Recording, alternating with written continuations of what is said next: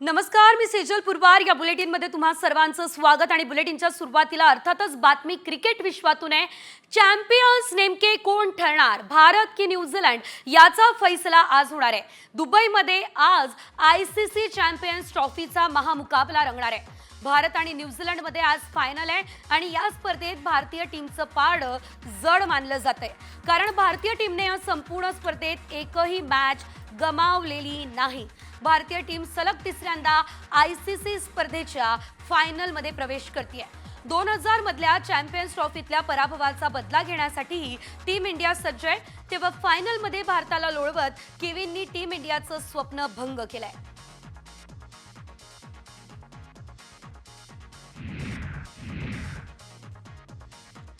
तर चॅम्पियन्स ट्रॉफीच्या फायनलमध्ये टॉस नेमका कोण जिंकणार हे देखील मॅचची दिशा ठरवू शकते. असं मी का म्हणतेय, कारण या स्पर्धेत टीम इंडियानं एकही नाणेफेक जिंकलेलं नाहीये. दुबई स्टेडियमची खेळपट्टी खूप संथ आहे, त्यामुळे संध्याकाळी या ठिकाणी फलंदाजी करणं मात्र सोपं मानलं जाते. आज भारतासाठी नाणेफेक जिंकणं महत्त्वाचं काय आहे, त्याची कारणं काय आहे? 10 सामन्यांच्या निकालात खरं तर ही कारणं दडलेली दिसत आहेत. ग्राफिक्सच्या माध्यमातून या संदर्भात अपडेट आपण घेतोय. दुबई स्टेडियमच्या खेळपट्टीवर संध्याकाळी फलंदाजी करणं सोपं असणार आहे. गेल्या 10 सामन्यांमध्ये पाठलाग करणाऱ्या संघाने 7 सामने जिंकले असल्याचं देखील बघायला मिळत आहे. दुसरा महत्त्वाचा मुद्दा म्हणजे टीम इंडियाने धावांचा पाठलाग करताना 4 पैकी 3 सामने हे जिंकलेले आहेत.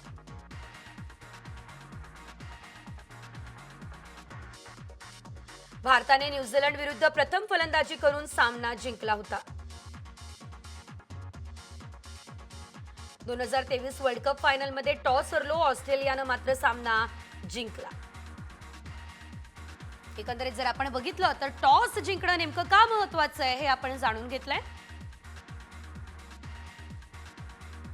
तर भारत विरुद्ध न्यूझीलंड चॅम्पियन्स ट्रॉफीच्या फायनल आधी क्रिकेट प्रेमींचा मात्र उत्साह शिगेला पोहोचलाय. दादरच्या शिवाजी पार्क परिसरात क्रिकेट खेळाडूंनी भारतीय संघ विजयी होईल हा विश्वास व्यक्त केलेला आहे. तर या खेळाडूंसोबत आमचे प्रतिनिधी संजय गडदे यांनी संवादही साधला. बघूयात या सर्व क्रिकेट प्रेमींचं नेमकं काय म्हणणं आहे. दादर परिसरामधील जे शिवाजी पार्क मैदान आहे, या परिसरामध्ये काही खेळाडू देखील जमलेले आहे. आपण त्यांच्याकडून जाणून घेऊया आज या सामन्याविषयी. नेमका सामना कोण जिंकेल? बघायला गेलो तर न्यूझीलंडची पण बॅलन्स साईड आहे, इंडियाची पण साईड चांगलेली आहे. पण प्लस पॉईंट इंडियाला आहे की इंडियाची टीममध्ये जो अटॅक आहे, जो वरुण चक्रवर्ती आहे, तो आपला एक्का असणार आहे या मॅचला. पण मला वाटते कॉन्फिडन्स घेऊन खेळलं तर आपल्याला न्यूझीलंडच्या टीम पुढे जाऊ आपण आणि आपण ही आज चॅम्पियनशिप जिंकणार. 40 ओव्हरमध्ये जर 5 विकेटपर्यंत जर इंडियाचे पडत असतील तर मग पुढे हार्दिक पांड्या 100% 10 ओव्हरमध्ये 100 किंवा 120 आरामात करून देऊ शकतो. कमीत कमी नाही म्हटलं तरी 280चा टार्गेट तरी कमीत कमी पाहिजे, कारण की जेवढे ताकदीवान ते खेळाडू आहेत तेवढे आपल्याकडे पण आहेत, जेणेकरून जास्तीत जास्त 300च्या वरतीच टार्गेट असेल. जेवढा पण त्यांनी पण दबावात खेळतील ते पण, आणि विकेट भेटतील आपल्याला, जेणेकरून आपण जिंकू शकतो. कॅमेरा पर्सन प्रवीण सह मी संजय गडदे, साम टीव्ही न्यूज, मुंबई. तर चॅम्पियन्स ट्रॉफीमध्ये टीम इंडियाच्या विजयासाठी दादर या ठिकाणी उद्यान गणेश मंदिरात बाप्पाला साकडं घालण्यात आलेलं आहे. याशिवाय क्रिकेट खेळाडूंनी गणेशाला अभिषेक केलाय. भारतीय संघाच्या विजयासाठी प्रार्थना केली आहे. जवळपास 25 वर्षांनंतर आपल्याला न्यूझीलंडला फायनलमध्ये हरवण्याची संधी मिळाली आहे, त्यामुळे बाप्पाला साकडं घालण्यात आलेलं आहे.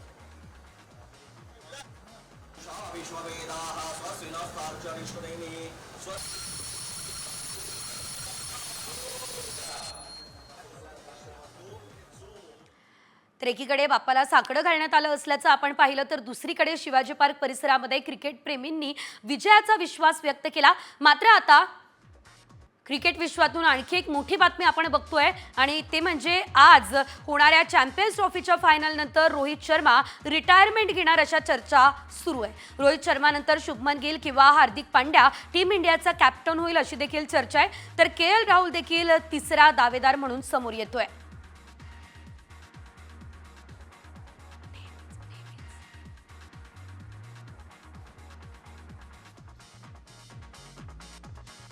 यानंतर पुढे एक राजकीय बातमी. राज ठाकरेंनी कुंभस्नानाची आता खिल्ली उडवलेली आहे. सोशल मीडियावर कुंभस्नानाचे अनेक व्हिडिओ बघायला मिळाले. मी गंगेचं पाणी पिणार नाही असं राज ठाकरे यांनी म्हटलंय. ते आमचे बाळा नांदगावकर इथे त्या ह्याच्यातनं घेऊन आले, काय ते छोट्याशा कमंडलूमधनं पाणी घेऊन आले. म्हटलं हड, म्हटलं मी नाही पिणार. अहो मला सांगा, आता तो सोशल मीडिया आल्या पूर्वीच्या काळात ठीक होतं. मी त्या सोशल मीडियावरती बघतोय माणसं तिथे आलेल्या बाया बिया घासतायत. हं? आणि बाळा नांदगावकर साहेब गंगेचं पाणी कोण पिईल ते पाणी? चला आत्ताच करोना गेलाय, कोणाला त्याच्याशी काही देणं घेणं नाही. 2 वर्ष झाले तोंडाला फडकी बांधून फिरले आणि तिकडे जाऊन जाऊन आंघोळ करतायत. तर यावेळेस राज ठाकरेंनी नेमकं काय म्हटलं ते आपण बघितलेलं आहे आणि यामुळे नवीन वाद निर्माण होण्याची शक्यता नाकारता येत नाही. शिवाय पुढे घेऊयात बातम्यांचा वेगवान आढावा. सरपंच संतोष देशमुख हत्येच्या निषेधार्थ बारामतीमध्ये आक्रोश मोर्चा आयोजित झाला. देशमुख कुटुंबीय बारामतीमधील मोर्चामध्ये सहभागी होणार आहे. संतोष देशमुख यांच्या हत्येला 3 महिने पूर्ण झाले असले तरी देखील सर्व आरोपी अजूनही पकडले गेलेले नाही.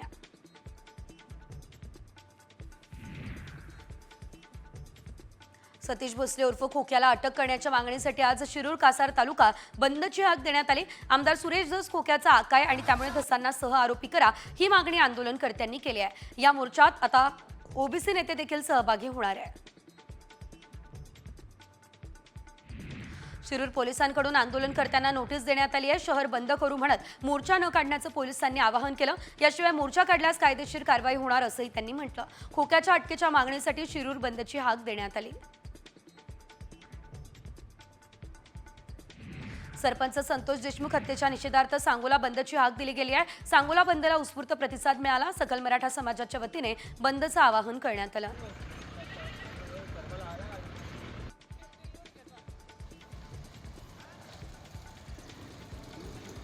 सोशल मीडियावरती जातीय तेढ निर्माण करणाऱ्यांविरोधात पोलिसांनी कारवाईचा इशारा दिला. सोशल माध्यमांमधून सध्या बीड जिल्ह्यामध्ये 2 समाजात जातीय तेढ निर्माण होईल अशा पोस्ट व्हायरल होत आहे. या विरोधात प्रशासनानं धोरण सुद्धा जारी केलं आहे.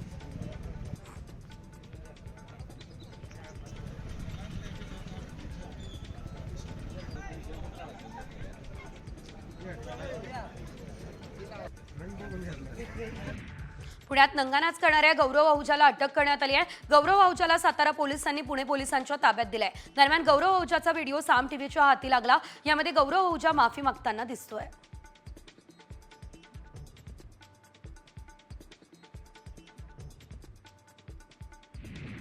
पुण्यात नंगानाच करणाऱ्या गौरव आहुजाची ससून रुग्णालयामध्ये मेडिकल करण्यात आली आहे. आता त्याला येरवडा पोलीस स्टेशनला नेलंय. गौरवला कराडमधून ताब्यात घेतलं. पुणे पोलिसांनी त्याचा सातारा पोलिसांकडून ताबाही घेतला.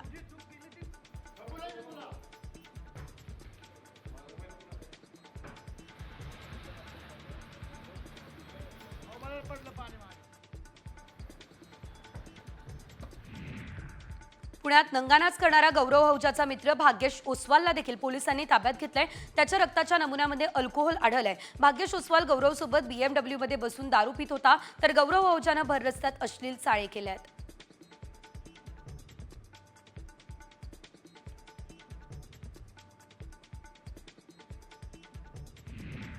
होळीनिमित्त कोकणात 2 विशेष एक्सप्रेस गाड्या मध्य आणि कोकण रेल्वेने चालवण्याचा निर्णय घेतला. मडगाव ते पनवेल आणि मडगाव ते लोकमान्य टिळक टर्मिनल दरम्यान या विशेष गाड्या धावणार आहे. त्यांचं आरक्षण 8 मार्च पासून सुरू झालंय. 15 आणि 22 मार्च रोजी ही विशेष गाडी धावेल.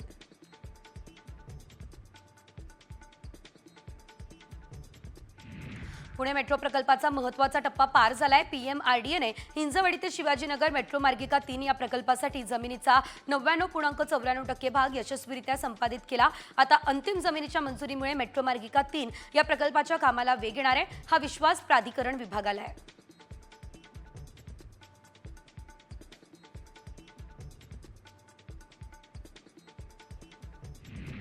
नवी मुंबईमधील 6000 अधिकृत बांधकामांचा प्रश्न ऐरणीवर आलाय. याबाबत आता खासदार नरेश म्हस्के यांनी पुढाकार घेतलाय. महानगरपालिका आयुक्तांसोबत चर्चा केली आहे. अधिकृत बांधकामांचा प्रश्न मार्गी लागेल हा विश्वास त्यांनी व्यक्त केलाय.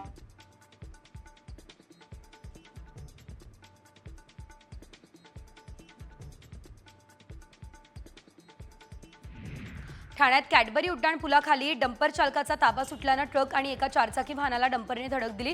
या घटनेत काही प्रवासी अडकले. त्यांना सुखरूप बाहेर काढण्यात आलेले आहे.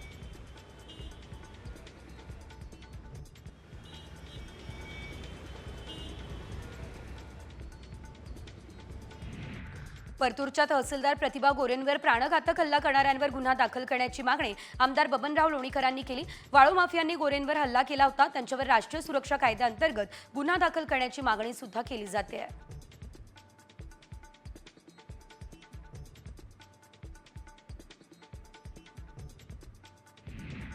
छावा सिनेमाने थाटात 500 कोटींच्या क्लबमध्ये एंट्री घेतली आणि या चित्रपटानं भल्या भल्या दिग्गजांच्या चित्रपटांचे रेकॉर्ड मोडले. चौथ्या शनिवारी छावानं जबरदस्त कलेक्शन केलं. या चित्रपटानं रिलीजच्या 23व्या दिवशी 16.5 कोटींची कमाई केली.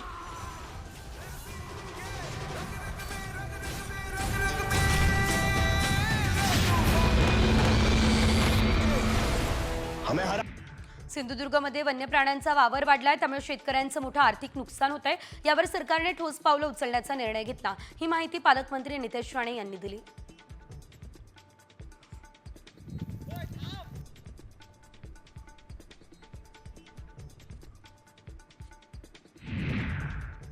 राज्य मंत्रिमंडळाची आज महत्त्वाची बैठक होणार आहे आणि अर्थसंकल्पाच्या पूर्वसंध्येला राज्याच्या मंत्रिमंडळाची बैठक महत्त्वाची आहे. संध्याकाळी 7 वाजता सह्याद्री अतिथीगृहावर अर्थसंकल्प सादर करण्यासाठी मंत्रिमंडळाची बैठक होते.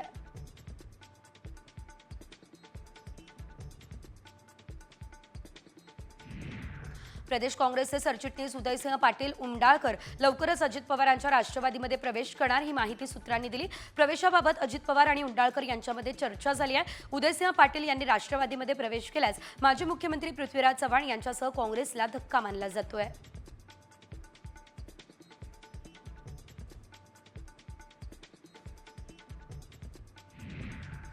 लव्ह जिहाद विरोधात मुख्यमंत्री देवेंद्र फडणवीसांनी कठोर भूमिका घेतली. लव्ह जिहाद विरोधातील कायदे कठोर केले जाणार असं देखील फडणवीस म्हणाले. राज्यात लव्ह जिहादची जवळपास 1 लाख प्रकरणं आहे. या प्रकरणांचं विशेष समितीकडून सखोल विश्लेषण सुरू आहे असं मुख्यमंत्र्यांनी सांगितलंय.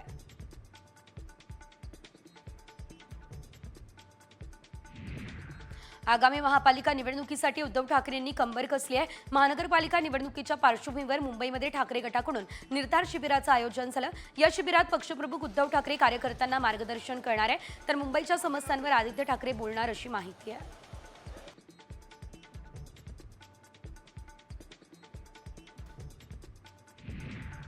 लाडक्या बहिणींच्या खात्यात 12 मार्चपर्यंत 3000 रुपये जमा होणार आहे. फेब्रुवारी आणि मार्च महिन्याचे पैसे 2 टप्प्यांमध्ये मिळणार अशी माहिती मंत्री आदिती तटकरे यांनी दिली आहे. पात्र लाभार्थ्यांना दोन्ही महिन्यांचा लाभ मिळणार असं देखील त्यांनी सांगितलंय.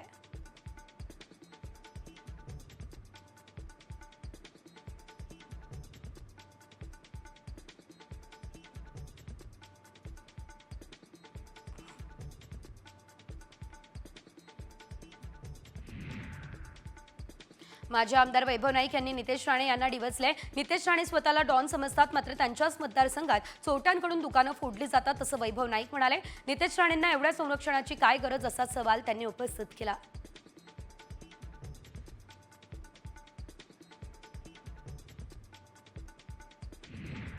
राज ठाकरेंनी कुंभस्नानाची खिल्ली उडवली आहे. सोशल मीडियावरती कुंभस्नानाचे अनेक व्हिडिओ पाहायला मिळाले. मी गंगेचं पाणी पिणार नाही असं राज ठाकरे यांनी या दरम्यान म्हटलं.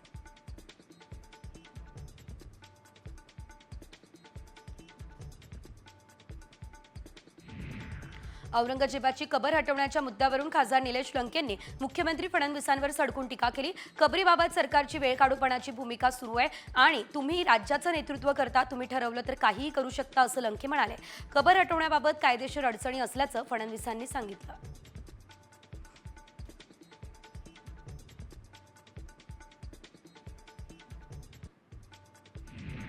राष्ट्रवादीचे ज्येष्ठ नेते छगन भुजबळ परभणीला गेल्या. भुजबळांनी दिवंगत सोमनाथ सूर्यवंशी यांच्या कुटुंबियांची भेट घेतली. सोमनाथची आई, दोन्ही भाऊ यांची भेट त्यांनी घेतली आहे.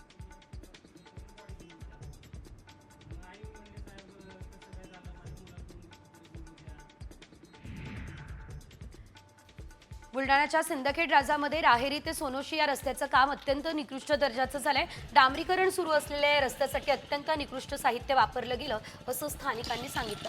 पहिल्याच पावसात रस्त्याची दुरावस्था होण्याची ही शक्यता सध्या तरी वर्तवली जाते.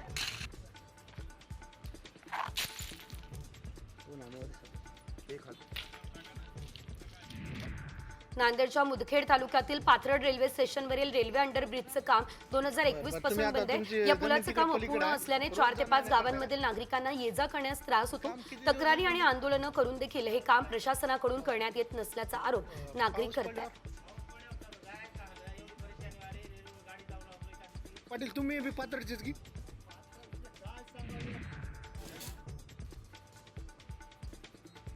बदलापूरमधील महापालिकेने प्रमुख 4 तलावांच्या स्वच्छतेची मोहीम हाती घेतली. या तलावांना जलपर्णीचा विळखा वाढलाय. याशिवाय कचऱ्याचं साम्राज्य पसरल्यानं त्यांची दुरावस्था झाली आहे. त्यामुळे प्रशासनाकडून आठवडाभर हा उपक्रम सुरू राहणार आहे.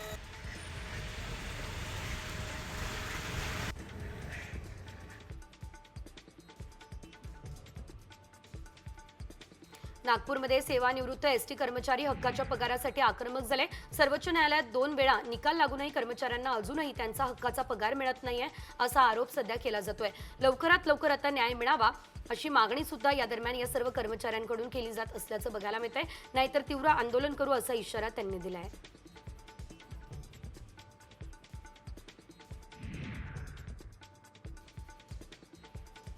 नाशिकच्या त्र्यंबकेश्वर तालुक्यातील नांदगाव कोहळी आणि वारस विहिरीच्या ग्रामस्थ चांगलेच आक्रमक झाले. इथल्या नाल्यांवर बांधलेल्या 2 मातीच्या पाझर तलावाचं काम अपूर्ण आणि निकृष्ट दर्जाचं असल्याचा आरोप नागरिकांनी केलेला आहे. संबंधित कंत्राटदाराला ब्लॅकलिस्ट करा अन्यथा तीव्र आंदोलन करू हा इशारा सुद्धा या दरम्यान देण्यात आलेला आहे.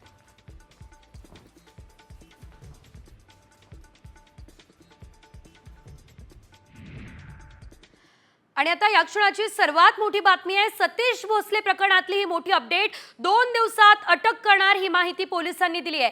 खोक्याला पकडण्यासाठी पोलिसांच्या 2 तुकड्या आता रवाना झाल्या.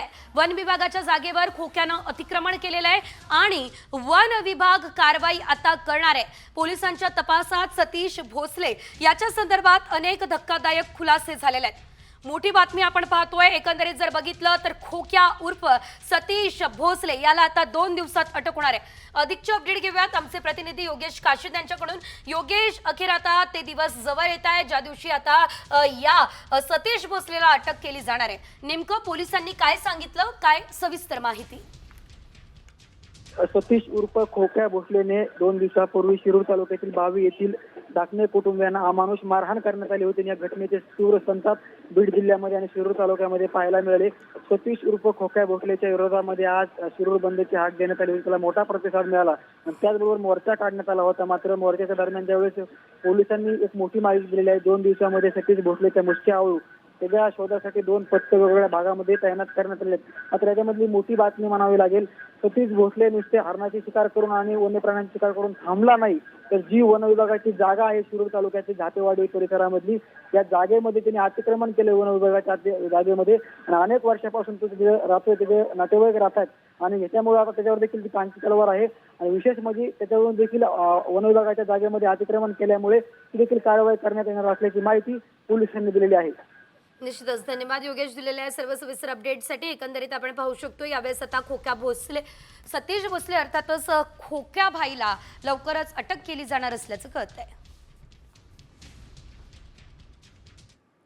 बीडचा खोक्या तर महाराष्ट्राचा वीरप्पन निघाला असं आम्ही का म्हणतोय? खोक्याच्या घरी पोलिसांना नेमकं काय मिळालं आणि खोक्या नेमका कुठे आहे? पाहूयात या संदर्भातला हा खास रिपोर्ट. वन्य प्राण्यांचा कर्दनकाळ, बीडचा खोक्या.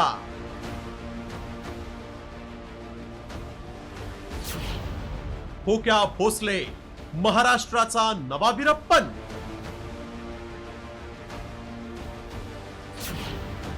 भसांचा शिकारी खोक्या अद्याप पिंजऱ्याबाहेर. ही जीवघेणी हत्यारं जरा नीट निरखून पहा. हीच ती हत्यारं आहेत जी वन्य प्राण्यांवर सपासप चालवून त्यांना जीवे संपवत होते. याच हत्यारांनी अनेक निष्पाप मुक्या प्राण्यांना संपवलं. ही तीच हत्यारं आहेत ज्यांनी बीडच्या शिरूरमधील खोक्याच्या सफेद कॉलरचा बुरखा फाडून त्याचा पर्दाफाश केलाय. होय, ही दृश्य आहेत भाजपच्या भटके विमुक्त सेलचा पदाधिकारी सतीश भोसले उर्फ खोक्याच्या घरातील. यात वन्य प्राण्यांच्या मांसासह धारधार शस्त्र, जाळी, वाघूर आणि बरच काही आढळलंय. नेमकी ही कारवाई कोणी केली आणि त्याच्या घरात काय सापडलं पाहूयात ग्राफिक्सच्या माध्यमातून. सतीश उर्फ खोक्या भोसलेच्या घरी 40 वनाधिकाऱ्यांची धाड. छाप्यामध्ये 3 कोयते, पिंजरे सापडले. मोर पकडण्याचं जाळं छाप्यात सापडलं. हरिण पकडण्याचा फास वन विभागाला सापडला. लोखंडी प्लेट्स आणि सुकं मांसही सापडलं. वन विभागानं केलेली ही कारवाई आतापर्यंतची सगळ्यात मोठी कारवाई असल्याचं बोललं जात आहे. कारण या कारवाईत 1-2 नव्हे तर चक्क 40 अधिकाऱ्यांच्या पथकानं धाड टाकून हे साहित्य जप्त करत कारवाई केली आहे. सतीश उर्फ खोक्या भोसलेचे आतापर्यंत 88चे अनेक व्हिडिओ व्हायरल झाले. यामध्ये तो कधी मुलांना धमकावताना, कधी पैसे उधळताना, तर कधी बॅटनं मारहाण करताना दिसतोय. अशा प्रकारची वृत्तवाहिन्यांमध्ये माहिती सांगितलेली आहे.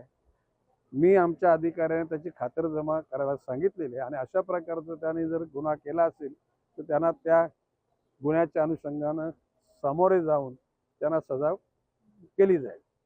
वन विभाग कसं गुन्हे दाखल करील त्याच्यावर? जेव्हा सुरेश धस त्यांचा नेता बोलतो तस त्या वन विभागाच्या अधिकाऱ्याची अगर बाकीच्या कर्मचारी लोकांची काय हिंमत आहे गुन्हा दाखल करा त्याच्यावर? कारण त्याला खायला लागतंय ना. हे सगळं करून घेऊन त्याला घेऊन जातात ना मटण. मी मुख्यमंत्र्याला आवर्जून सांगणार आणि मी मंगळवारी त्यांची भेट घेणार आहे या मुद्द्यावर. मंगळवारी आणि या परिसरातलं शिष्टमंडळ येणार आहे आणि आम्ही भेट घेणार आहेत. त्या ठिकाणी सहआरोपी हा सुरेश धस सुद्धा झाला पाहिजे. दुसऱ्याला म्हणतो अक्का, आता हे तर अक्काचा अक्का झाला ना. हा, अक्काचा अक्का झाला. पण आता वन विभागानं केलेल्या कारवाईत हा खोक्या भोसले शिकारी करून वन्य प्राण्यांची तस्करी करत असल्याचाही संशय बळावतोय. कारण केवळ हरिण, काळवीट, सशांसोबत तो मोरांचीही शिकार करत होता. त्यामुळे त्याच्यावर आता कारवाईचा फास आवळला जातो. तशी माहिती वनमंत्र्यांनीही दिली. खोक्याच्या शिकारीचं मांस हे सुरेश धसांच्या ताटात जातं असं म्हणत सुरेश धसांवर देखील आता आरोप करण्यात येतोय. सरपंच हत्या प्रकरणावरून बीडमधील गँगवॉर आणि ढासळलेली कायदा सुव्यवस्थेचं दर्शन अवघ्या राज्याला झालं. त्यामुळे आणखीन किती वाल्मिक कराड आणि खोक्या राज्याच्या कायदा सुव्यवस्थेला पायदळी तुडवत अजूनही मोकाट फिरतायत यावर गृह विभागानं आत्मचिंतन करायलाच हवं. राष्ट्रीय पक्षाची शिकार करणारा खोक्या हा राष्ट्रीय पक्षाचा पदाधिकारी आहे. त्यामुळे या खोक्याचं पॅकिंग करून त्याची रवानगी थेट तुरुंगात कधी होणार याकडे राज्याचं लक्ष लागलंय. ब्युरो रिपोर्ट, साम टीव्ही मराठी. तर आपण बघितले या खोक्या भाईचे एक ना अनेक कारणामे. मात्र आता पोलिसांनी 2 दिवसात त्याला अटक होणार असंही सांगितलंय. त्यामुळे आता या खोक्या भाईला नेमकी कधी अटक होते आणि त्याची रवानगी थेट तुरुंगात होते हे बघणं महत्वाचं. घेऊयात अगदी छोटासा ब्रेक, लगेचच परततोय. साम हेल्पलाईन छत्रपती संभाजीनगरच्या गंगापूरमधील ही बातमी आहे. साम टीव्हीने हा गंभीर प्रकार महाराष्ट्रासमोर आणल्यानंतर मात्र पोलिसांची पळापळ सुरू झाली आणि अखेर या आरोपींना अटक करण्यात आली. आम्ही होऊ तुमचा आवाज. साम हेल्पलाईन. साम टीव्ही तुमच्यासोबत, तुमच्या प्रश्नांसोबत.